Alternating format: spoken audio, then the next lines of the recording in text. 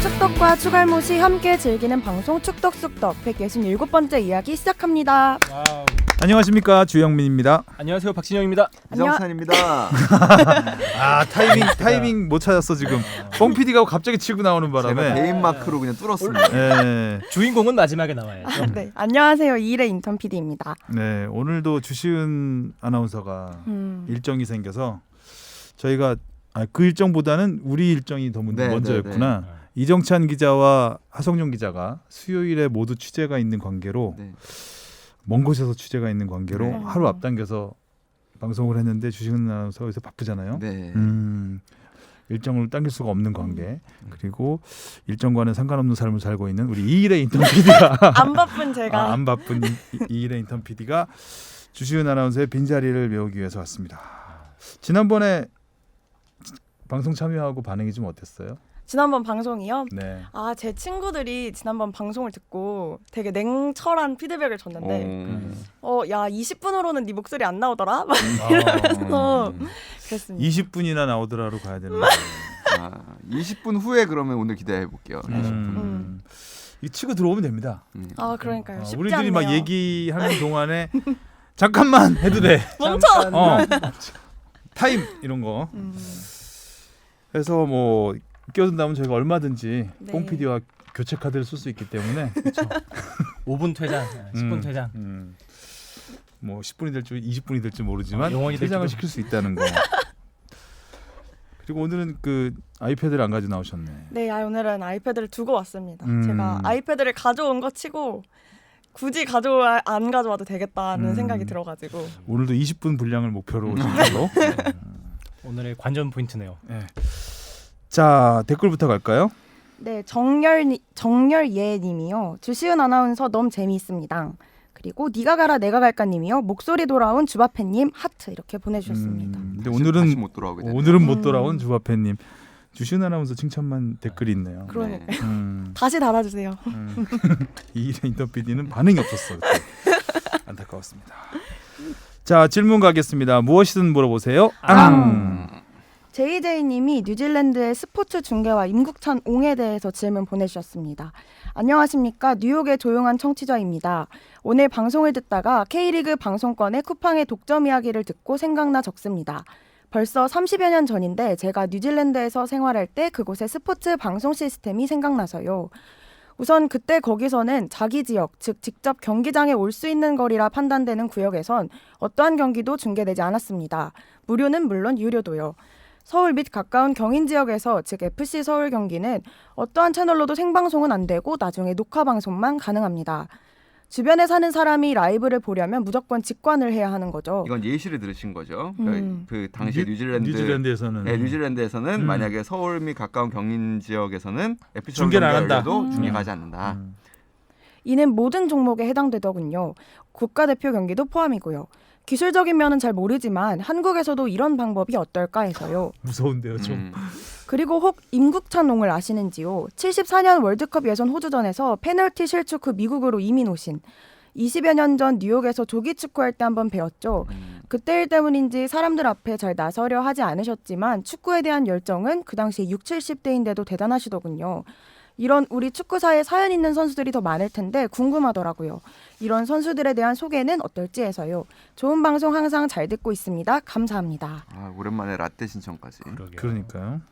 일단은 이 시스템이 뭔지 저는 알고 있어요. 그러니까 요게 뭐 예를 들어주셨는데 진짜 그런 거예요. 그러니까 그 경기 지역, 경기장이 있는 지역에서는 근처에서는 뭐 경기를 볼 수 없게 하는. 근데 이게 이 당시의 정서 때문에 그래요. 그러니까 이 당시의 정서는 이게 언제쯤일까요? 지금도 이래요? 90년대쯤인 것 같아요. 90년 아니 저는 90년대보다 좀 더 전인 것 같아요. 제가 기억하기에는 일단 뭐 그 뉴질랜드의 상황은 제가 정확하게 모르지만 그러니까 임국찬 옹 조기 축구 하시고 한 거 보면 임국찬옹은 69년이신데 일단은 뭐 여튼간에 69년 뭐 70년 뭐 요 어바웃으로 기억을 하는데 제가 찾아보니까 70년 방콕 아시안 게임 금메달리스트. 그렇죠.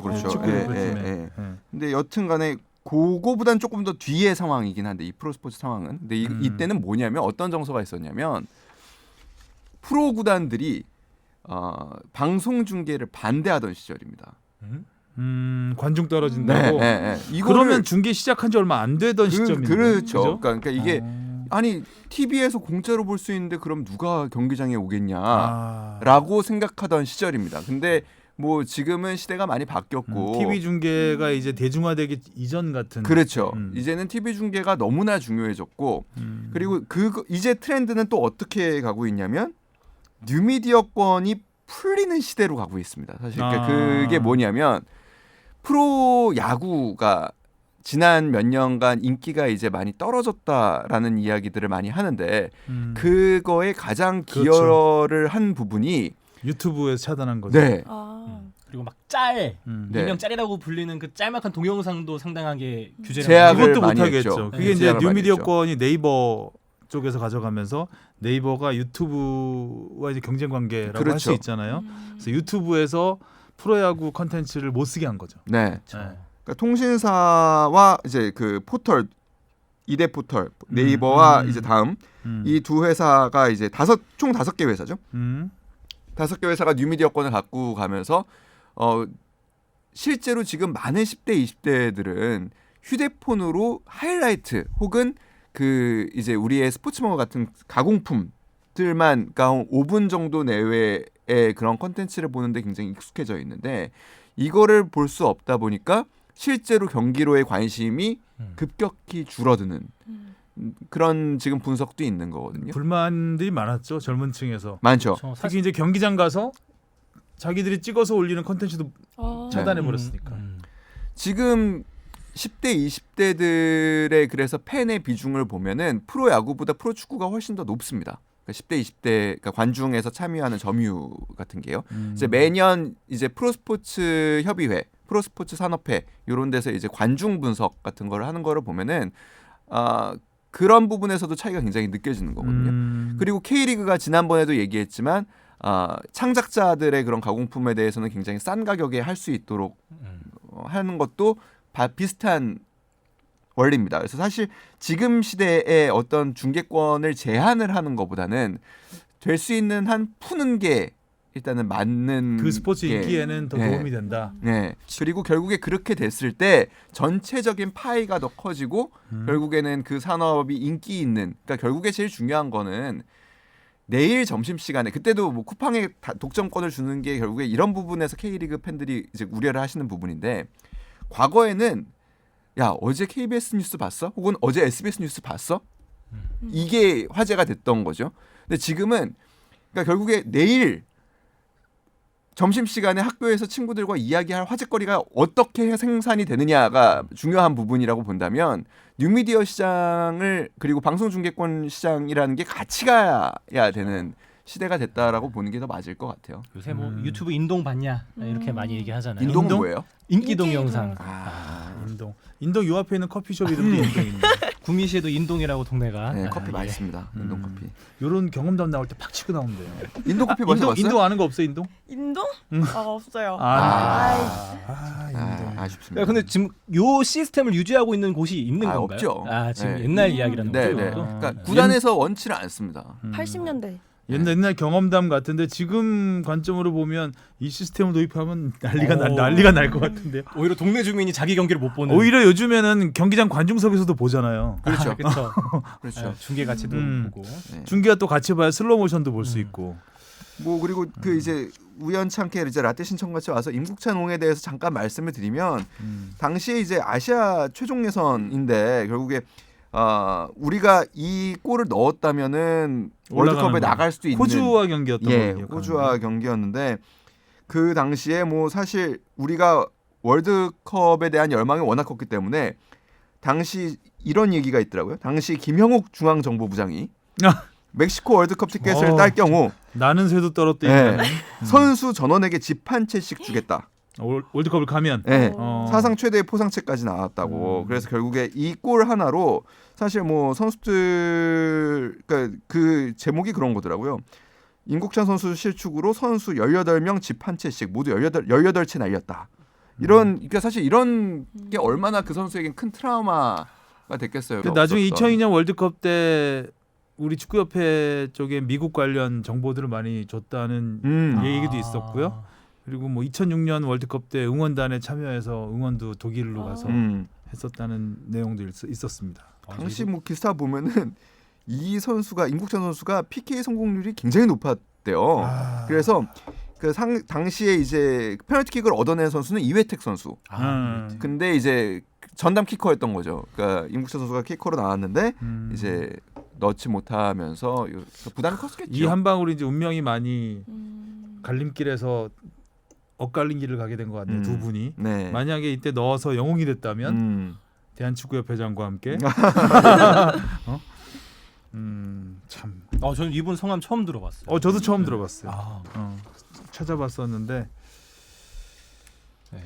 아무튼 좋은 정보 감사합니다. 우연치 않게 뉴욕에서 같이 조기 축구한 것도 정말 인연이네요. 근데 그러니까요. 그것도 그려지지 않아요. 좀 이렇게 좀 그 나서시기는 왜냐하면 누군가가 이런 분들은 나를 그 사건으로 기억하실까가 사실 두려울 수 있거든요. 그렇죠. 트라우마가 엄청났겠죠. 예, 예. 그러니까 실제로 박지성 선수가 고등학교 시절에 수원공고 시절에 이제 4강 이상을 가야 그 당시에는 이제 대학 진학이 유리했던 상황, 굉장히 중요한 승부차기에서 실축을 해서 그 동료들이 대학을 못 가거나 이런 일들이 벌어져요. 그래서 그 이후로 박지성 선수가 굉장한 페널티킥에 대한 트라우마를 갖고 프로 선수 생활 내내 페널티킥은 잘 차지 않는 그런 어떻게 보면은 뭐 트라우마죠를 겪었거든요.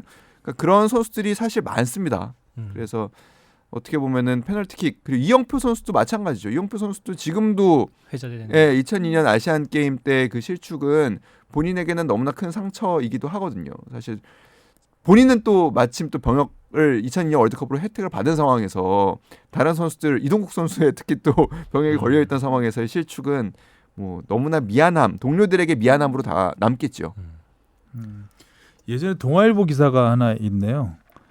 그 당시에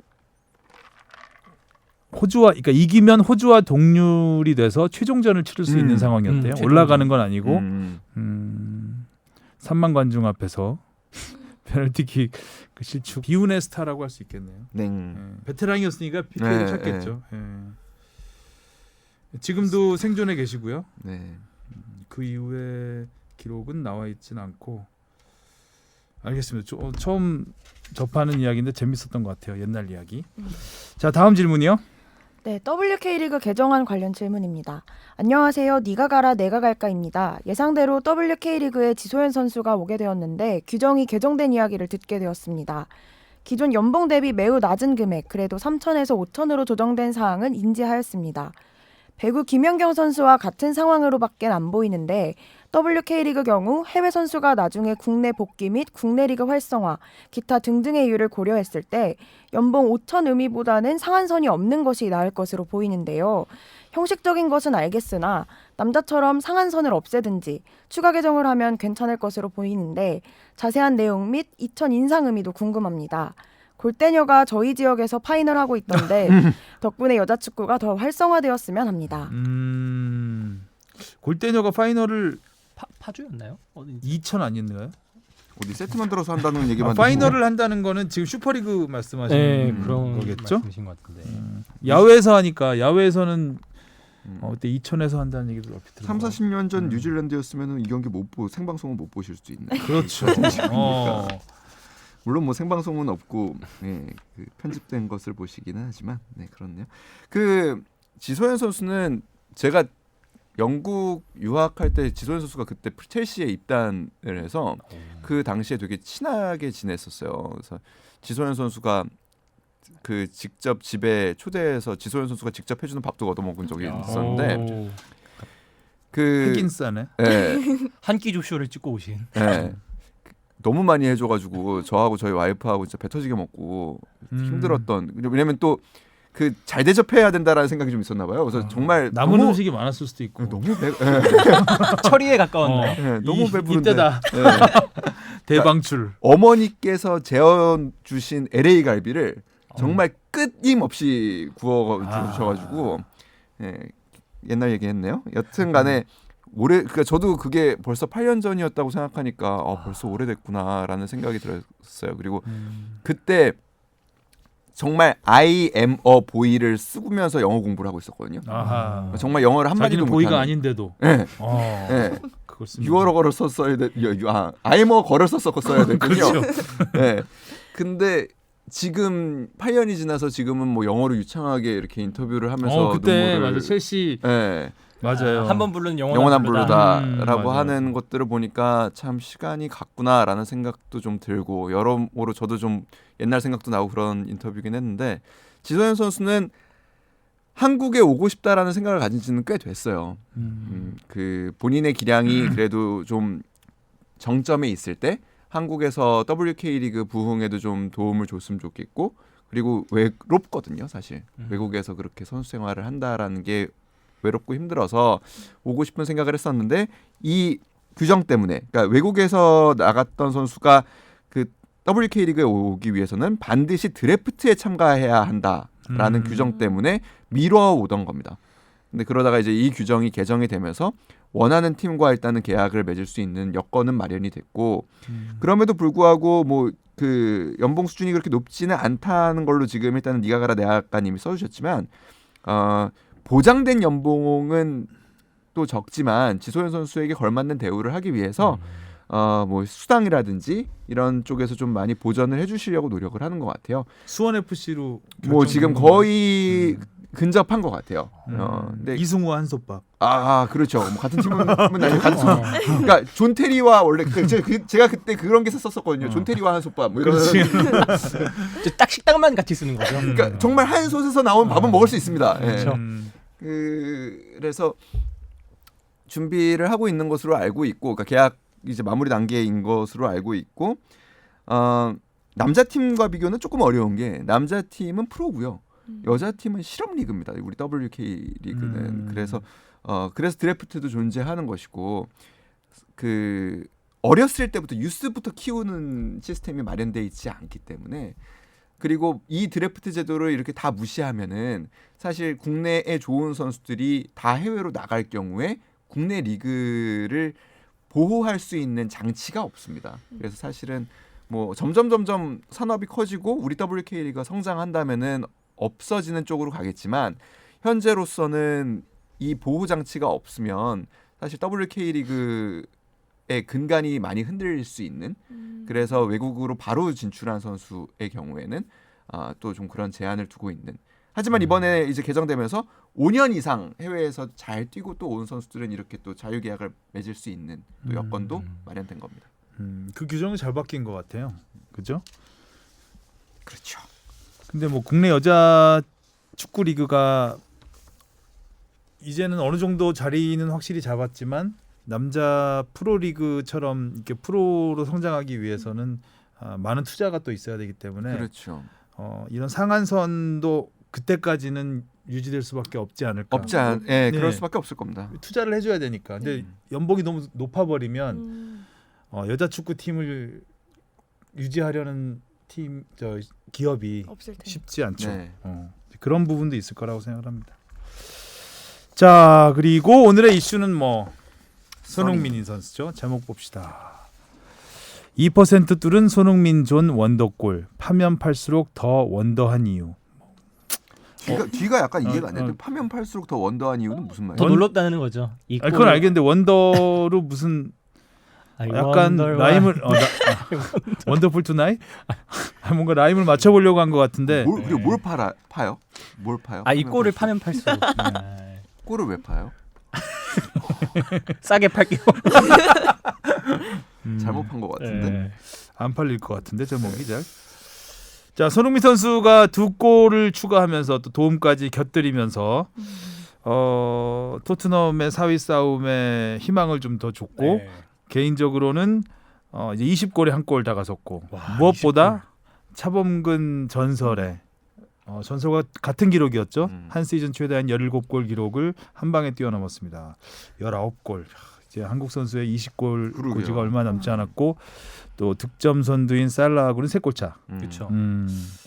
남은 경기가 4경기여서 쉽진 않죠. 쉽지 않죠. 네, 살라의 발을 일단 묶어놓고 4골을 넣게 하면 모르겠지만 살라 좀 휴가 좀 갔다 오고. 살라가 뛰기 때문에 뭐 득점왕까지는 쉽지 않은 건 사실이지만 하여튼 이 정도의 경쟁을 아시아 선수가 한국 선수를 넘어서 할 수 있다는 정말 대단한 것 같습니다. 네. 이번에 그 뽕 PD가 아주 주시은 아나운서가 없어서 그런지 우리들한테 할 말을 많이 하라고 좋은 주제거리들이 많이 좋은 던졌죠? 데이터들을 많이 조사를 했습니다. 원샷 원킬이라는 음. 주제어로 한번 이야기를 해보겠습니다. 자, 이번 시즌에 73번 슈팅했어요, 손흥민 선수가. 근데 득점 2위. 근데 득점 선두인 살라는 127번. 무려 64번이나 아니 54번이나 54번이나 더 많은 슈팅을 했으니까 득점률로 따지면 1위네요. 그렇죠. 일단 차면은 골문 안쪽으로 들어갈 확률이 되게 높다는 거죠. 케인이 110번, 호날두가 103번. 손흥민이 또 유효 슈팅을 40개를 기록했는데 이 가운데 19골을 넣었으니까 어마어마하네요. 그렇죠. 예. 슈팅 73개 중에 40개가 또 유효 슈팅이니까 50%가 넘는 유효 슈팅률. 살라가 45%, 케인과 호날두가 40% 정도니까 모든 데이터 면에서 일단 손흥민 선수가 원탑 골잡이는 아니기 때문에 그 팀 포지션상 그 위치에서 이 정도의 성공률과 득점을 했다는 건 정말 엄청난 기록이라고 할 수 있습니다. 그러니까 뭐 경기에 뛰는 선수들 마음은 어떨지 모르겠는데 경기를 보는 시청자의 입장에서는 이 선수가 공을 잡고 나서 진짜 어처구니없게 슛을 날려버린다, 막 이렇게 홈런을 때려버린다 그러면 그것만큼 허망할 데가 없거든요. 손흥민이 유효 슈팅은 아니더라도 이번 시즌에 특히 네. 그러니까 유효 슈팅이 안 돼도 골문을 살짝 빗나가는 게 굉장히 많았죠.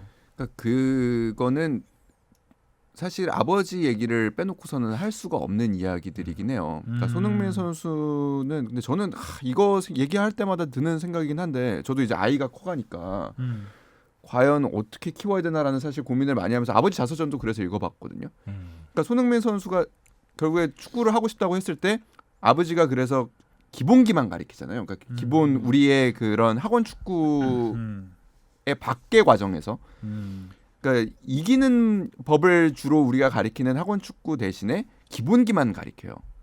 리프팅. 그러니까 지금도 마찬가지예요. 지금도 손흥정 아카데미 가면 한동안은 리프팅만 한다고 합니다. 근데 그게 과연 그거를 따라갈 수 있느냐? 손흥민이니까 따라간 거예요, 사실. 우리나라 맞아요. 학교에서는 리프팅 하면 경기 도중에 리프팅 하면 죽잖아. 그거 뭐 경기 도중 뭐 접거나 이러면은 혼나잖아요. 우리는 일단 학교 체육에서는 제일 중요하게 가리키는 것 중에 하나가 체력입니다. 사실 뛰어야 그죠. 돼요. 일단 기본적으로 뛰고 시작합니다, 다. 음. 근데 일단은 그거는 팀 스포츠니까 사실 그것도 무조건 나쁘다고만 볼 수는 없는 게 팀 스포츠의 가치이기도 해요. 근데 물론 그러니까 팀이라는 게 그런 거잖아요. 내가 아무리 잘해도 팀이 질 수 있는 거고 그러면은 내가 잘한 거는 크게 빛을 못 받는 거고 또 내가 아무리 못해도 팀에 희생하는 역할을 함으로 해서 팀과 함께 승리의 또 기쁨을 맛볼 수 있는 것이고 근데 그런 게 무조건 폄하할 건 아니지만 사실 손흥민이니까 이 아버지의 교육을 따라온 거거든요. 그러면서 이번에도 이번 뒤에 나올 것 같긴 한데 그 유럽 감독들은 처음 훈련장에서 손흥민을 보면 대부분 다 되게 놀란다고 해요. 이 선수가 오른발 왼발을 자유자재로 쓰는 거에 대해서 일단 첫 번째로 놀란다고 해요. 그래서 늘 물어본대요. 너는 오른발이 더 편해, 왼발이 더 편해? 어떤 발이 이제 우리 이제 커뮤니티 용어로 주발이야? 주발. 이런 이 대화가 사실 이번 경기 끝나고도 되게 화제가 됐고 영국 언론에서도 되게 화제가 됐던 부분인데 난 상관없어. 그 다음에 손흥민의 대답이 그겁니다. 나는 어느 발이든 매일 연습해. 월클의 답변이네요. 멋있다. 근데 이게 교과서적인 아버지가 만든 거예요. 그러니까 이 친구가 이제 뭐 학교 갔다 오고 그럼 혹은 여름 프로가 된 뒤에도 그 실제로 함부르크 유소년 팀에 있을 때도 여름에 이제 시즌을 마치고 오면 매일 그 손흥민 존에서 500개씩을 차게 했어요. 그랬다고 하더라고요. 네. 그러면 근데 이거를 따라갈 수 있는 선수가 과연 몇이나 될까? 이게 과연 정답인가에 대해서는 저는 솔직히 조금 뭐 모르겠어요. 다른 솔직히. 학생 선수였으면은 손흥정 아카데미 다니다가 어머니 아버지 재미없어요 그 학원. 실제로 기본기만 그런 일들이 시킨대요. 지금 벌어지고 있어요. 그러니까 뭐 항상 정답은 없지만 스승이 훌륭해야지 제대로 크는 거냐 아니면 제자가 훌륭해야지 스승을 넘어서는 거냐 약간 이런 부분이 있잖아요. 근데 저는 손흥민 케이스는 아버지의 교육 방침도 훌륭했지만 손흥민이 그거를 소화하지 못했으면 안 되는 거고 이 방식이 모든 선수한테 적용될 수는 없다고 보는 거죠. 저도 그래요. 아버지와 그 손씨 부자니까 서로 잘 맞은 거죠. 최고의 조합이 만나서 시너지를 낸 거라고 봐야지. 손흥민을 이렇게 가르쳤으니까 내 아들도 이렇게 가르쳐야지. 이런 생각을 하지 말라. 네, 모든 아들이 손흥민이 아니기 저는 때문에. 못 하겠더라고요. 그러니까 저는 절대 아들의 못하겠어요. 스타일을 보고 이쪽으로 한번 여러 가지를 해봤을 거라고 저는 보거든요. 그러니까 아버지가 자식하고 같은 그러니까 아버지의 길을 걷는 자식을 보면서 여러 가지를 해봤을 거 아니에요. 자기가 해보던 거를. 근데 이쪽으로 하니까 잘 따라온다. 그러면 그쪽을 좀 더 강화하고 뭐 이제 그런 자기의 경험칙을 전수했더니 얘가 모든 걸 빨아들인 거죠. 그걸 넘어선 거지. 근데 그래서 저는 그러니까 이 뒷부분에 이제 나오잖아요. 그 이제 손흥민 선수가 올 시즌에도 몇 골을 넣었죠? 왼발로? 11골이었나요? 네, 11골. 네, 19골 중에 11골. 그러니까 오른발로 넣은 골이 8골. 네. 오히려 오른발보다 왼발로 넣은 골이 3골이나 더 많은 거잖아요. 그리고 이 슛을 할 때의 상황을 보면 내가 보통 이제 선수들이 오른발을 주로 쓰는 선수들이 왼발로 차게 됐을 때는 하는 습관들이 있어요. 그러니까 조금 더 신경을 써요. 잘 못 맞을까 봐. 좀 더 완벽한 찬스에서 차죠. 그리고 조금 더 공이나 발에 집중을 해요. 왜냐하면 빗 맞을까 봐. 그러니까 내가 내 주발이 확실한 경우에는 공과 내 발의 거리 이런 것들이 자연스럽게 사실은 감각이 유지가 되는데 내가 주로 쓰는 발이 아닐 때는 공이나 발 위치, 수비수 이런 것들을 다 전반적으로 못 보거든요. 그래서 이 아까 얘기한 뽕 PD가 얘기한 2% 확률이라는 것도 이런 거예요. 이 빅데이터에 들어가는 거는 오른발 잡이가 이 위치에서 왼발로 찰 때의 확률도 함께 계산이 되는 거거든요. 그래서 2%라는 건데 손흥민 선수는 너무 쉽게 차죠. 그렇죠. 이번에 너무 가볍게 찼죠. 이번에 BBC에서도 분석을 하는 건데 이미 클루셉스키가 공을 잡았을 때 수비의 위치를 확인하고 있어요. 그 순간에 이미 그래서 나에게 떨어져 있구나. 내가 여기서 공을 받으면은 이 공간이 열리겠구나라는 걸 이미 인지하고 있고 오니까 어렵지 않게 한 발 치고 들어가서 왼발로 감아차거든요. 그때 보면은 뭐 정확하게 그 교과서적으로 시야 같은 게 잡혀져 있어요. 그러니까 그런 거는 진짜 매 여름 500개씩 매일 찼을 때만 나올 수 있는 맞아요. 매일 500개씩 한 개당 1분이라고만 따져봐도 골프 연습장 가서 1시간 동안 계속 치면 200개 치면 힘들거든요. 근데 500개를 그러니까. 축구공을 잡아서 찬다고 하면 대략 쉬지 않고 찬다고 해도 제 생각에는 몇 시간 걸릴 거예요. 한 5시간은 걸릴 것 같은데요. 쉬는 날도 있겠죠? 진짜 매일마다 그렇게 찰까요? 그 정도로 어려운 훈련인 것 같은데. 근데 그 2개를 한 번에 차나? 양발로 차는 거죠, 동시에. 아무튼 진짜 이 골 자체도 워낙 그 손흥민 존에서 손흥민 선수가 터뜨린 골은 되게 많았잖아요. 근데 그 중에서도 가장 최고로 뽑힐 만한 거는 진짜 원래 그 전에는 뭔가 드리블 치면서 그렇죠. 그 공간으로 톡톡 가던가 치고 가다가 하는 건데 네. 이번에는 돌아서자마자 그냥 쳐버렸죠. 약간 받자마자. 도움 닫기 없이 뭐 시즈 탱크가 포 한 방 쏘는 것처럼 그렇죠. 그냥 궤적을 그렇게 그려가면서 나가다 보니까 막 뒤에 호이비에도 바로 막 머리 쥐어잡고 하는 거 아니겠어요? 자, 보면서 저도 그러니까 한순간 약간 말이 안 나오죠. 하면서 라이브로 볼 때 그 정도로 놀라운. 가만히 계시고요. 네. 우리 저기 말하는 연습을 좀 해야 되겠네요. 이 일에 인턴 PD가 갑자기 분량이 확 줄어서 요거 하나 읽어보세요. 요거. 뽕 PD가 해놓은 데이터 페널티킥 골 없이 득점왕이 될 수 있을까? 그럼 요거 약간 편집하고 할까요? 약간 바로 그래서 마치 이일의 PD가 막 시작하는 들어온 것처럼 그럴까? 요거까지 다 살려서 그런데요 하고 들어오면 되겠습니다. 네, 요거 다 살려주시고 네. 득점 관련 이걸 읽어야 되겠구나. 득점 관련해서 근데 차범근이 1985년 86년 시즌 레버쿠젠에서 기록한 한국인 유럽리그 단일 시즌 최다골을 이번에 경신했더라고요. 굉장히 부담스럽네요. 연기에 능숙하지 않아요. 그랬어요? 그랬어요. 근데 이걸 몰랐네. 이래 인턴 PD가 할아버지 같은 차범근 전설을 차범근이 하니까 조금 어색하긴 했습니다. 그러네요. 네, 차범근 선수라고 차범근 해서 선수랑. 될 것 같아요. 그 자기 기록도 깼고 또요. 그리고 그리고 선두 살라와 3골 차로 줄이며 PL 득점왕 경쟁도 다시 가시권에 올랐다고 합니다. 아 그렇구나. 살라. 살라를 살라라 들으니까 느낌이 새롭네요. 자, 페널티킥 골 없이 득점왕이 될 수 있을까? 이것도 뽕PD가 잡은 소제목인데 페널티킥이 정말 하나도 없는 건 대단하죠. 대단하죠. 네. 지금까지 최근에 득점왕 13명 중에 10명이 페널티킥이 다 있었다. 그렇죠. 하는 거죠. 하고 이때까지 PK를 차지 않고 득점왕이 됐던 선수가 세 단 명. 3명. 네, 프리미어리그에서요. BBC에서도 그 얘기를 이번에 했죠. 그러니까 뭐 리버풀 팬들에게는 조금 미안하지만 우리가 PK를 제외한 필드골만 놓고 봤을 땐 손흥민 선수가 지금 1위다. 득점 선두다라는 이야기를 했었죠. 네, 지금 살라의 22개 골 중에 5개가 PK 골이라고 하죠. 페널티킥을 뭐 무시할 수는 없겠지만 페널티킥은 네. 아무래도 확률이 높은 딱 맞춰놓고 차는 킥이기 때문에 다시 필드 임국찬옹이 생각나요. 필드골과는 네. 그렇죠. 임국찬옹. 그래서 안 넣었을 수는 없겠죠. 네. 나는 페널티킥은 넣지 않겠다. 고 할 필요까지는 없지만 그래도 손흥민 선수의 득점의 가치는 가치가 높은 그만큼 거죠. 높다. 굉장히 높은 거죠. 지금까지 득점왕 중에 페널티킥 없이 득점왕이 된 선수 보니까 베르바토프 우리 이영표 선수와 함께 있었던 아약스란다. 토트넘 시절이죠. 베르바토프 그다음에 수아레스가 대단했죠. 일단 수아레스 그렇죠. 수아레스가 페널티킥이 한 번도 없었구나. 제라드가 있어서 그랬을 수도 있을 것 그랬을 수도 같아요. 있죠. 네. 사디오 마네는 페널티킥 없을 수 있겠죠. 주로 리버풀 선수들이 이렇게 또 있었네.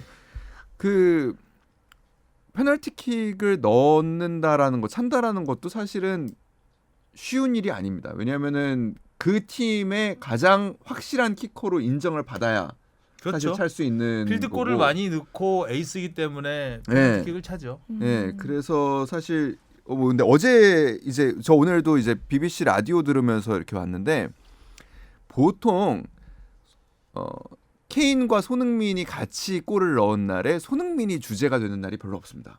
아무래도 BBC는 당연히 그렇지 않겠어요? 자국 선수를 네, 자국 선수고 해리 케인은 대표팀의 주장이에요. 우리나라의 손흥민 선수가 그렇듯이. 근데 이날만큼은 거의 모든 매체 그리고 BBC에서도 손흥민 선수를 일단은 주제로 이야기를 하더라고요. 그래서 저는 그 재밌었던 표현 중에 하나가 사실 케인은 케인이다. 어제 경기에서도 케인은 케인다웠다. 하지만 케인은 이번 시즌 내내 퀘스천어블하다. 하지만 손흥민은 언퀘스천어블하다라는 표현을 했어요. 그러니까 그러면서 얘기했던 게 그 우리 이제 캐리라는 말 많이 쓰죠. 하드 캐리. 그래서 he is the one who carries Spurs this season이라는 표현을 썼어요. 그러니까 이번 시즌 스퍼스를 이끄는 선수는 손흥민이다. 버스 기사 손흥민. 네, 이런 이야기를 했고 뭐 논쟁할 여지 없이 토트넘에 가장 큰 영향력을 끼치는 선수다라는 이제 표현을 하고 있어서 뭐 재밌었어요. 그리고 손흥민 선수가 이 정도의 위치 이제는 이제 진짜 월클 논쟁에서는 약간은 그럼요. 네, 불필요한 마침표를 찍어도 되지 않나라는 생각을 했고 다른 매체들을 돌리면서도 또 라디오에서 재미있었던 것들은 라디오나 팟캐스트 들으면서 재밌었던 거는 흥민손으로 얘기하는 매체보다 손흥민으로 부르는 매체들이 좀 더 많아졌다는 거. 또 국뽕 차오르기 시작. 네. 이제 그 나라에서 부르는 대로 이제 부른다라는 거는 조금 더 인정을 하는 거죠, 사실은. 네. 그래서 그런 분들이 그리고 뭐 당연히 3골 모두 훌륭했지만 최고는 이제 마지막 골이었다. 마지막 골. 이런 이야기들이 많이 마지막 나왔습니다. 골이 또 워낙 멋있긴 했지만 두 번째 골도 상당히 기술적이었잖아요. 기술적이죠. 네, 오른발로 잡아놓고 돌면서 왼발로 그 수비수 2명과 골키퍼의 그 틈새를 노리는 슛이었으니까. 근데 그거는 근데 클루셉스키도 대단했던 것 같아요. 대단하죠. 잡자마자 안 주잖아요. 그러니까 지금 주면은 걸린다라는 걸 아니까 그 들어가는 타이밍에 맞춰서 주잖아요. 손흥민이 진짜 많은 도움을 받았죠. 클루셉스키 시키 이놈의 시키도 아니고 클루셉스키 자꾸 시키라 그러지? 노리시는 것 같은데요. 네, 클루셉스키 클루셉스키 영입 이후에 어떻게 보면 탄력을 더 받았죠. 손흥민 네. 선수가. 네. 많은 도움을 받았고. 이번에 골 두 골 모두 또 클루세스키가 도움을 했었고요. 네. 아무래도 개인적으로는 친하기는 더 모우라랑 친할 거예요. 사실 모우라랑 오래 했고 뭐 비시즌 때 보면은 뭐 이렇게 그 훈련장에서 막 둘이 막 원숭이 춤도 따라 추고 막 엄청 친하잖아요. 그래서 근데 이번 경기 보니까 전반과 후반의 경기력은 진짜 사실 큰 차이가 있었고, 그러니까 레스터 시티가 사실 그 이제 유럽 대항전에 좀 집중하기 위해서 힘을 살짝은 뺐거든요. 그런 게 없었더라면 사실 후반도 되게 어렵게 갈 가능성도 좀 있었는데 클루셉스키가 들어오면서 경기 흐름이 완전히 바뀌었어요. 완전히 바뀌었죠, 진짜. 그래서 그런 부분을 생각하면은 아 모우라도 조금 안타깝다라는 생각은 조금 듭니다. 그래도 챔피언스리그 결승전에서 골 넣었죠 그때 모우라가. 그거 하나로 준결승에서 네, 맨시티 준결승. 해트트릭 진짜. 그걸로 그때가 아마 인생 경기가 아니었을까. 그렇죠. 자꾸 모우라 하면 그때 경기가 많이 그렇죠. 떠오르는 그때 것 같아요. 잘했죠. 아니 이렇게 잘하는 애인데 왜 자리를 못 잡을까라는 생각을 많이. 그 표현들 했거든요. 그때는 되게 많이 나왔죠. 그래서 다시 브라질 대표팀에 뽑혀야 된다라는 얘기도 많이 나왔었고. 맞아요. 예. 근데 또 이번 경기 보니까 왜 주전이 아닌지도 느껴지는. 그렇죠. 예, 그러니까 기복이 안탈 것 좀 같습니다. 심해요. 예, 그래서 퀘스천업을 해요. 네, 그렇죠. 그 살라가 페널티킥이 5골이고 호날두가 3골이죠. 득점 탑3 중에서는 네. 손흥민 선수가 가장 순도가 높고, 자 도움과 관련해서도 이제 3개만 더하면 어떤 기록이 있죠? 이 레빈터 PD? 3개만 더하면 프리미어 리그 최초 세 시즌 연속 괜찮아, 나도 클루셉 쉐키라고. 10을 달성한대요. 아, 텐텐. 진짜 텐텐이 이게 한 시즌에 텐텐 달성하는 경우는 K리그에서 거의 많지 않죠. 별로 없죠. 프리미어 리그에서도 아주 드문 경우인데 이걸 3년 연속, 3시즌 연속 한다는 거는 대단합니다. 네. 그리고 이번 시즌이 좀 골은 많이 넣고 있지만 도움은 예년보다 좀 많이 줄었죠. 캐리하느라고요. 캐리하느라고. 네, 팀을 이끄느라 사실 뭐 그러니까 어시스트 할 시간이 없어. 그것도 그렇고 케인이 침묵을 좀 했죠. 사실 올 시즌에는 그러니까 맞아. 초중반까지도. 네, 사실 그래서 손흥민 선수를 먼저 뺀 것도 약간은 그런 이유 아니었을까. 좀 케인은 그래도 한 골 정도 더 넣을 수 있는 기회가 오면은 넣어주기를 바라는 마음 아니었을까라는 생각도 들어요. 근데 뭐 지난번에 우리 손낙골 얘기 나왔을 때인가요? 손흥민 나오면 네. 골 들어간다고? 이번에도 그랬죠. 이번에도 그랬죠? 근데 그리고 그때 제가 그 얘기했잖아요. 보통 선수들한테 그 코칭 스태프의 판단은 벌써 이미 이전에 내려진 게 늦어지는 경우가 많다고. 그래서 이번에도 사실 손흥민 선수한테 미리 얘기했다고 그러죠. 그러니까 5, 6분 정도 뒤에 너 뺄 거다고 얘기를 한 상황에서 이제 손흥민 선수가 이제 골을 넣었다고는 하는데 뭐 손흥민 선수가 올 시즌에는 아무래도 팀의 승리를 위해서는 직접 해결을 해야 되는 역할을 좀 많이 더 맡았던 것 같고, 케인 선수가 어떻게 보면은 좀 더 그런 표현도 쓰더라고요. 그러니까 이 축구에서 아무리 이 팀에 오래 있었던 선수더라도 여름 훈련을 충실하게 이행하지 못했죠. 케인 선수가. 그러니까 그 이적 사가가 계속 맞아요. 이어지면서 그런 부분에서 좀 이번 시즌에는 그렇게 좋은 영향을 미치고 있지는 않은 또 부분도 좀 사실이 있습니다. 와, 지금까지 프리미어리그에서 텐텐 클럽을 가장 많이 기록한 선수가 웨인 루니인데 5번이에요. 그리고 에릭 칸토나, 램파드가 4번.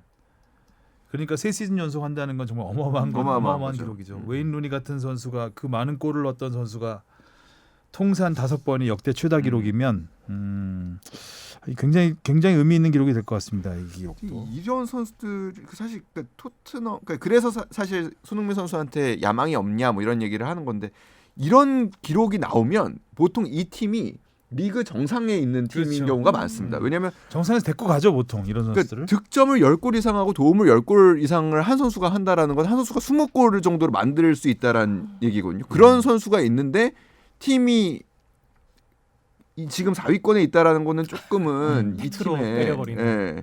이 팀에 약간 문제가 또 있는 부분도 있긴 하죠. 그래서 요즘에는 또 손흥민 선수 또 워낙 잘하고 있으니까 그런 얘기 많이 나오죠. 케인은 팔아도 손흥민은 팔면 안 된다라는 얘기가 요즘 나오고는 있는데, 4위 안에 드느냐 못 드느냐가 사실 굉장한 변수가 될 겁니다. 그러니까 4위 안에 들지 못한다면 챔피언스리그에 가지 못한다면 이적설도 새록새록 나오지 않을까요?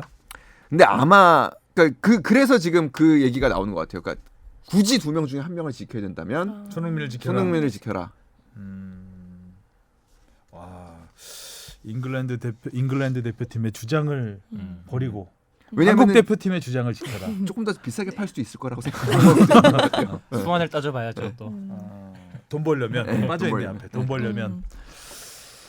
자 그리고 합작골은 이제 41번째 케인과 합작골을 기록을 하면서 이제는 뭐 옛날 기록이 됐네요. 네. 드록바와 램파드 듀오의 36개 이거 넘냐 마냐 이랬었는데 2층 기록이죠 이제.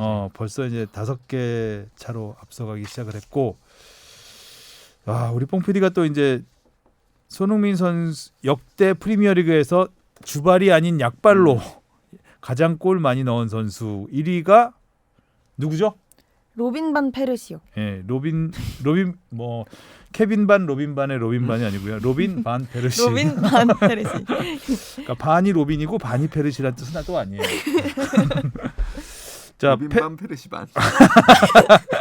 로빈이 양념이란 뜻인가요? 반 페르시가 주발이 왼발이었는데 그 약발 오른발로 39골. 근데 통산 99골 중에서 29%, 한 30% 정도가 왼발. 이게 그 주발이 아닌 발로 찬 거고. 그리고 이제 해리 케인이 2위고 손흥민 선수가 3위인데 손흥민은 거의 비슷해요. 예. 주발이 오른발인데 왼발로 들어간 골이 37골, 43.53%. 압도적이네요. 그러니까 뭐 다른 선수들이 약발로 많이 넣은 선수들이 그나마 많이 넣었을 때 한 30%가 정도 가까이 되는데 약발이 잘 받는 손흥민이구나. 그렇죠. 근데 이게 또 대단한 저는 하다고 보는 것 중에 하나가 페르시나 케인 같은 경우에는 스트라이커예요. 스트라이커 그렇죠. 네. 박스 안에 있다 보면 다 스트라이커네요. 순위 톱 10을 보니까 반 페르시, 그렇네요. 해리 케인, 아구에로, 루카쿠, 제이미 바디, 앤디 콜, 티에리 앙리, 로비 파울러, 저메인 데포 전부 그 원톱이에요. 그러니까 이 선수들은 박스 안에 있다 보면 당연히 자연스럽게 오른발과 왼발을 섞어서 쓸 수 있는 상황이 됩니다. 일단 골을 넣는 게 목표가 있기 때문에 일단 맞춰야 되고요. 거리도 일단은. 가깝고 골문이랑. 근데 그렇죠. 기본적으로 손흥민 선수는 윙어예요. 그리고 오른발을 잡이기 때문에 왼쪽에서 서는 경우가 사실 좀 더 많습니다. 그렇기 때문에 이제 그 꺾어서 오른발로 차는 경우가 많으니까. 근데도 불구하고 이렇게 왼발로 골을 많이 넣는다라는 거는 사실 또 의미가 굉장히 큰 기록이라고 볼 수 있죠.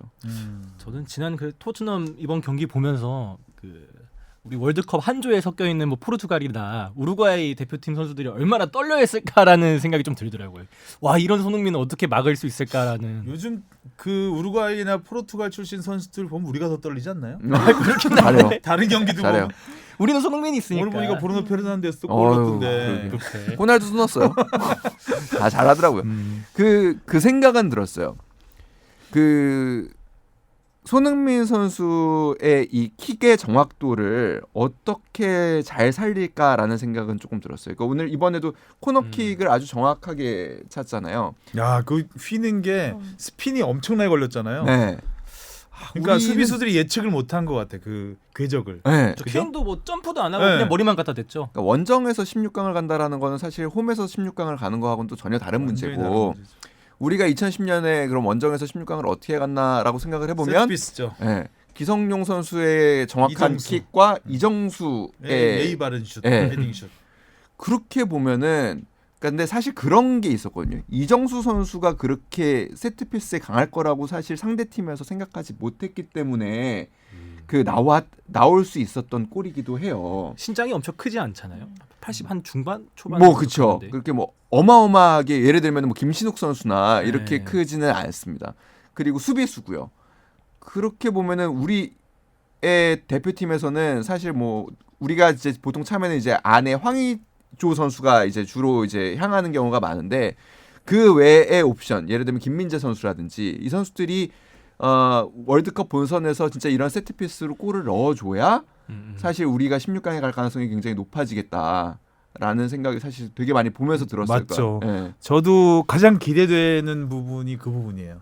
벤투 감독이 최근에 보면 진짜 그렇게 많은 최근 경기에서 많은 코너킥 찬스에서 손흥민이 올리고 맨날 걷어내고 이게 반복됐잖아요. 그렇죠. 그래서 세트피스는 전술 따로 없냐라고 물어봤을 때 아직 세트피스를 할 단계는 맨 아니라는 마지막이다라는 식으로. 그 얘기를 했거든요. 그럼 뭔가를 하겠다는 건데 당연히 해야 되고 그렇다면 우리가 할 수 있는 이정찬 기자도 얘기했지만 쉽게 생각할 수 있는 옵션 중에 하나가 김민재, 음. 손흥민과 김민재를 이용한 옵션이 하나가 무조건 들어가겠죠. 이정수를 이용한 것처럼. 그리고 또 어떤 옵션들이 있을까라는 게 가장 궁금하고 기대도 되고 그래요. 그러니까 그 비판이 있거든요. 우리나라에서 역사상 제일 그 골을 넣을 확률이 높은 선수가 사실 손흥민, 차범근 이 두 선수에서 시작되는 건데 이런 선수를 갖고 있는데 이 선수를 과연 코너킥 전담키커로 두는 게 맞느냐. 이 선수를 어떻게든 박스 안에 넣어놓고서 뭔가 기회를 만들어야 되는 게 아니냐라는 사실 비판도 있거든요. 근데 사실 손흥민 선수가 박스 안에서 비비다가 꼭 기회를 만드는 경우는 많지 않잖아요. 많지 않죠. 네. 때문에 오히려 프리킥이나 코너킥을 차고 세컨볼을 따서 음. 어떻게 해보는 것도 괜찮지 않을까라는 생각도 들어요. 네. 아무튼 조금 기대를 하게끔 그리고 좀 해야죠. 나왔으면 좀 좋겠는 장면입니다. 이 장면이 아직까지 한 번도 보여주지 않은 네, 장면이긴 네. 하죠. 이게 나와야 우리가 16강에 갈 수 있을지 않을까라는 생각이 저는 들더라고요. 이번 경기를 보면서도. 맞아요. 자 그리고 실력도 인성도 월클 손흥민의 한 사람을 위한 마음. 어우 괜찮다 제목. 한 사람을 위한 마음. 뭐 따뜻하지 않아요? 따뜻해요. 자 그럼 이일의 인턴 PD가 읽어주실래요? 손흥민 선수가 첫 번째 골을 넣고 나서 찰칵 세리머니 대신 다른 세리머니를 먼저 선보였는데요. 양손 첫 번째 골 넣고 했나요? 두 번째 골입니다. 두 번째 네. 골 틀려. 이런 팩트는 짚어줘야 됩니다. 그 양손을 입에 갖다 댄 뒤에 애매한 손 동작을 했는데 어떻게 했죠? 약간 이렇게 하던데. 예. 그리고 그게 알고 보니까 한 어린 팬을 위한 거였다고 하더라고요. 예. 그 어린 팬이 이제 뇌성마비로 다리가 불편한 그 어린인데 라일리. 네, 알리. 라일리였죠. 네, 이름이 어. 라일리래요. 라일리. 네. 그 영상 통화로 손흥민 선수가 음. 영상 통화로 손흥민의 찰칵 세레머니를 하면서 이게 입에다 손키스를 하고 애매한. 네, 좀 네, 약간 귀여운 사각 좀 마름모 같은 사각형. 확성기인 줄 알았어요. 지금 뭐 외치는 줄 알고 순간 이렇게 봤다가 알고 보니까 이런 또 비하인드 스토리가 있어서 진짜 그 바쁜 와중에서도 이런 팬을 생각을 하는 평생 팬 될 것 같아요. 그러게 말이에요. 호날두는 그 어린이 손 내리쳐가지고 그러니까요. 진짜 극과 극. 그 아버지 자서전에서 어. 제가 다른 거는 다 못 따라할 것 같고 이렇게 근데 그 인성. 네. 인성이 중요하다. 이 부분은 그래 나도 어떻게 아이한테 이런 아버지는 좀 이런 거는 가르쳐야겠다라는 생각은 들더라고요. 그러니까 손흥민 선수 아버지가 손흥민 선수한테 했던 가장 큰 그거 중에 하나가 결정적인 기회가 났어도 그라운드에 넘어져 있는 선수가 있으면 공을 밖으로 차라. 라고 이제 가르치는 부분이 나오는데 그런 거는 아무튼 그래도 이거는 아까 뭐 우리 얘기했었잖아요. 그러니까 스승이 좋아야 되냐, 뭐 아이가 좋아야 되냐 이런 것도 있지만 이거는 근데 이렇게 가르쳐 주는 사람이 없으면 사실 배우기는 어려운 거여서. 그렇죠. 이거는 아버지가 호날두 아버지 참- 뭐 하시는 분이에요? 갑자기 가정교육을 갑자기 궁금해지네요. 네. 호날두 아버지. 보면 팬들 특히 어린이 팬들을 그 향한 마음이 굉장히 늘 따뜻하고 그러게요. 그래서 이게 맞아요. 쉽지 않아요. 진짜 명장면들이 많잖아요. 맞아요. 그 가장 유명했던 게 그 꼬마의 이름은 기억 안 나는데 최근에 관중석에서 막 썬 이렇게 어. 불렀다 한번 인사해주고 근데 그 이후에 그게 연이 돼서 이어졌잖아요. 직접 만나기까지 근데 한 아이 엄마가 굉장히 좀 약간, 네, 열성적인 토트넘 네. 팬인 것 같긴 조금 한데 많이 열성적이시더라고요. 그래서 그 관련된 인플루언서로 걸 맞아요. 저도 그 들으시는 살짝 그러더라고요. 인플루언서급이 됐어 지금. 그래서 계속 올리니까 보람 TV가 되어가고 있는 처음에는 순수하게 바라보다가 조금씩 손흥민 이용하는 게 아닌가라는 생각까지 들 정도로. 근데 아이가 정말 좋아하긴 하더라고요. 네. 자 그리고 복덩이 클럽체크 얘기는 했고, 네. 자 이제 남은 경기들이 정말 중요합니다. 이거 중요한- 어떻게 보십니까? 리버풀 원정. 근데 손흥민이 또 강팀한테 강한 면이 있잖아요. 네. 강팀 입장에서는 손흥민 하나만을 바라보진 않을 거예요 아마. 자기들이 골을 넣어서 이기려고 하지 손흥민을 막아서 점수를 안 주려고 하기보다는 골을 넣으려 하기 때문에 올린다. 그러면 뒷공간이 난다. 뭐 맨시티도 그렇게 해서 들어간 거 아니겠습니까? 그렇죠. 나는 이제 희망적인 생각을 해보고. 근데 요즘 이제 리버풀이 급하기 때문에 리버풀 급하죠. 급하기 때문에 지금 기판 팀들하고 막 하잖아요 저희 지금. 그쵸. 아스널도 그렇고 뭐. 저는 일단 일단은 주중에 챔피언스리그가 있죠. 리버풀 같은 경우에는 원정 경기가 있습니다. 이 경기에서 힘을 좀 많이 뺐으면 좋겠습니다. 그냥 개인적인 이제 그 전형적인 이제 국뽕의 마인드에서 1차전이 이겼죠. 이겼죠. 예, 이겼죠. 2대0으로 이겼기 때문에 사실 굉장히 유리한 위치에 있긴 챔스 한데 한 번 더 먹어라. 예, 챔스에 집중을 좀 더 하고 일단은 그러면서 힘을 좀 빼면은 근데 리그가 지금 또 워낙 또 선두 싸움이 치열해서 또 스쿼드도 탄탄하니까. 그러니까요. 네, 그래도 이번에 저는 레스터전이 좀 중요했을 거라 보는데 이번에 나름 대승으로 이겨서 이번 경기도 좀 쉽게 지지는 않을 것 같다. 저는 그래서 무승부까지. 근데 그 전에 맨시티 잡고 슬럼프 빠지지 않았나요, 토트넘? 그런 적 있죠. 네, 그렇죠. 그래서 약간 제 대승에 취하면 안 된다. 일단은 리버풀은 지금 제가 보기에는 최고의 센터백들과 그 측면 수비수를 또 갖춘 팀이어서 아놀드. 예, 그러니까 사실 이번 손흥민 선수의 원더골이 나올 수 있었던 데는 수비수들이 뒤로 물러나 있었어요. 맞아요. 수비수들이 완전 좀 얼탔죠. 방심했죠. 네, 그러니까 클루셉스키가 크로스를 올릴 거라고 생각을 했던 것 같아요. 그래서 이제 박스 안에 케인이나 이런 선수들이 들어오는 거를 막으려고 뒤로 물러섰던 것 같아요. 그러면서 이제 손흥민 선수는 그거를 확인을 했던 거죠. 그러니까 미리. 그러니까 왔을 때 그냥 지체 없이 한 발 치고 들어가서 찬 건데 그런 집중력이 떨어지는 모습은 리버풀은 안 나오지 않을까라는 생각이 조금은 들죠. 그렇죠. 클루셉스키의 역할이 중요합니다. 중요합니다. 그러니까 일단은 리버풀에서 여지만 좀 만들었으면 좋겠어요. 그래서 아스날과의 경기가 이제 홈에서 열리는 경기이기 때문에 이 경기를 통해서 뒤집을 수 있는 여지만 좀 만들어주면 그래서 지금 2점 차인데 그 2점 차만 유지만 되면 홈에서 3점을 따내면은 뒤집히잖아요. 그렇죠.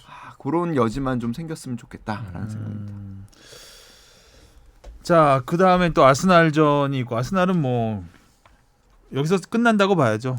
사활이 걸린 경기여서 반드시 이겨야 되는 경기고 그다음에 이제 벌리와 노리치 시티는 탈락. 네, 강등 확정이죠. 네. 벌리는 강등권 16위. 강등권. 벌리도 급한 팀이고. 그래서 뭐 약간은 뒤에 일정은 아스날보다는 조금 더 유리하다고 보는 사람들도 있죠. 근데 제가 보기에는 그래도 지금 같은 경기를 치렀는데 2점을 앞서고 있다라는 거는 아스날이 훨씬 더 유리한 상황이긴 그렇죠. 합니다. 네. 어쨌든 아스날을 잡아야 됩니다. 자, 다음에 이제 아시아 챔피언스리그 간단하게 얘기를 하죠. 제목: 홍 감독의 일갈에도 깨어나지 못한 울산, 아쉬운 아챔. 홍 감독이 화를 많이 냈었죠. 그때 조르한 1차전에 졌을 때. 1차전 제목은 이런데 대구가 먼저 나왔네요. 그러니까 뽕피디가 하는 게 그렇죠, 뭐. 네. 알파벳 순으로. F지. 가와사키 사실 실제로 굉장히 화냈던 거는 제가 알기로는 가와사키 경기 1차전 끝나고 아니었나요? 제가 알기로는 그런데 그 가와사키전 끝나고 이제 조우르한테 졌을 때도 마찬가지였다고요. 그러니까 홍 감독이 이제 라커룸에서 굉장히 화를 내는 장면이 우리 이제 뭐 유튜브를 통해서도 뭐 국내 팬들한테도 알려지기도 했는데 홍 감독이 화낸 건 단지 경기를 못 하거나 그래서가 아니라 선수들의 태도 문제가 좀 굉장히 실망스러웠다고 해요. 그리고 특히 이제 일부 대표팀 출신 선수들한테, 그러니까 대표팀 선수라면 사실 팀에서는 더 책임감을 갖고 해야 되는데도 불구하고 실제로 그런 말도 했다고 하죠. 대표팀만 팀이냐? 굉장히 강한 말이죠. 그러니까 대표팀에서 보여주는 것만큼의 열정을 소속팀에서 보여주지 않았다는 거죠. 그러니까 그런 모습을 보일 때 감독은 사실 할 수 있는 게 별로 없거든요. 그런 화를 내는 거 말고는. 그래서 조금은 그런 강한 멘트를 통해서 좀 반등을 하는 듯 했지만 결국에 마지막 경기 조르만 잡았으면 조일리로 올라가는 거였거든요.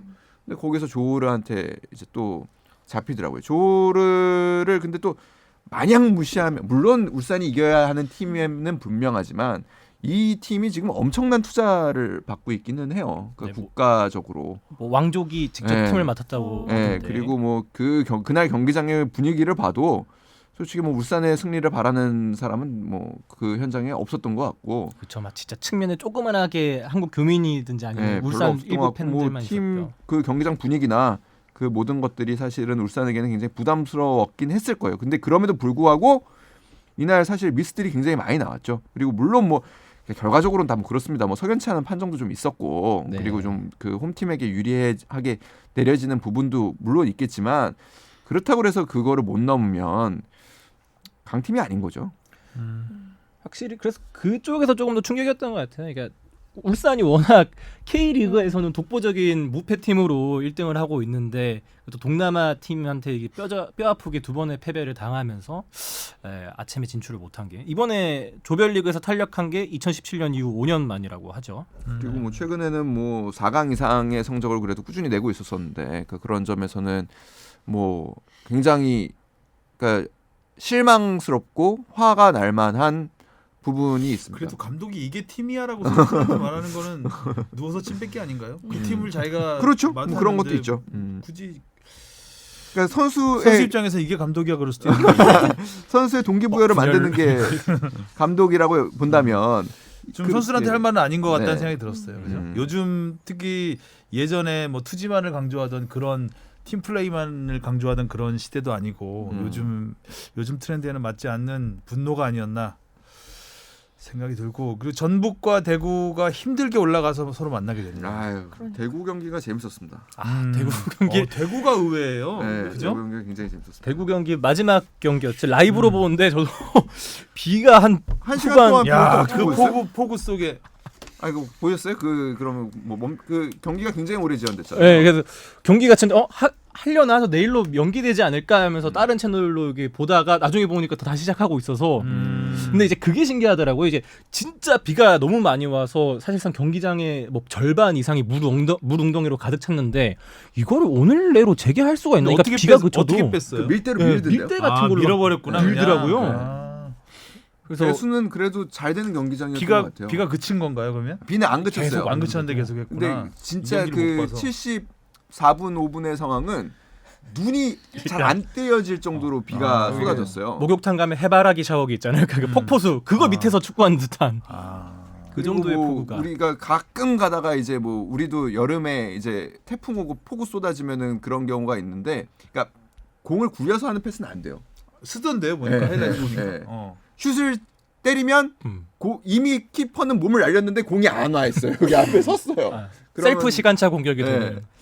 그런 뭐 워터파크 같은 경기장에서 이제 경기를 하게 됐는데, 뭐 그래도 어떻게 대구 이근호 선수의 아무튼 투지도 굉장히 놀라웠고, 이근호 선수가 85년생입니다. 그래서 85년생 지금 37인데 그 선수가 이제 골대에 몸을 날리면서 일단 그쵸. 동점골을 넣었고, 그리고 뭐 마지막 체카. 라이언 시티는 또 우리에게 굉장히 친숙한 팀이죠. 네. 이 팀에 지금 송희영 선수, 그러니까 싱가포르로 귀화한 선수죠.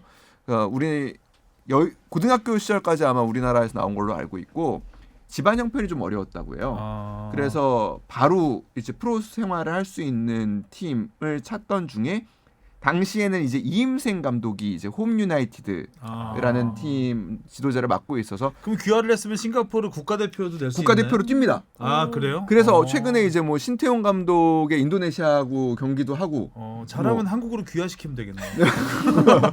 그래서 지금 뭐 좋은 모습을 많이 보여주고 있죠, 대표팀에서도.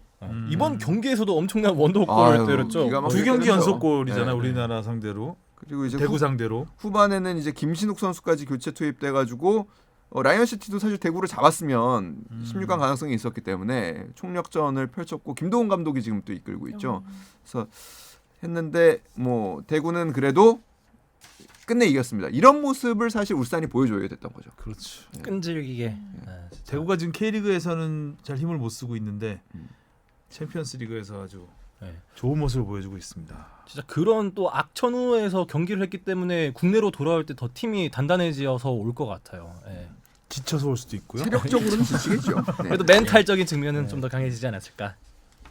자 오늘 손흥민 선수 이야기를 거의 했고, 우리 이일의 인턴 PD는 분량이 좀 더 줄은 것으로 판단이 되는데, 요거 아이패드를 갖고 나오는 게 낫지 않을까요? 아 제가 점유율이 좀 세요. 이동찬 기자가 네, 점유율이 좀 하드 세서 캐리 욕구가 강하기 때문에 미안합니다. 하여튼 여러 차례 기회를 드렸습니다만 여러 도움을 받고 클로셋 스킬의 역할을 만드셨는데 마무리가 잘 되지 네. 않았다는. 자, 이일의 인턴 PD 오랜만에 수고하셨고요. 네. 자, 다음 주에 봅시다. 다음 주에는 주시은 아나운서와 골대녀 이야기로 출발을 해보도록 하겠습니다. 자, 다음 주에 만나요. 안녕. 고맙습니다. 고맙습니다. 수고하셨습니다.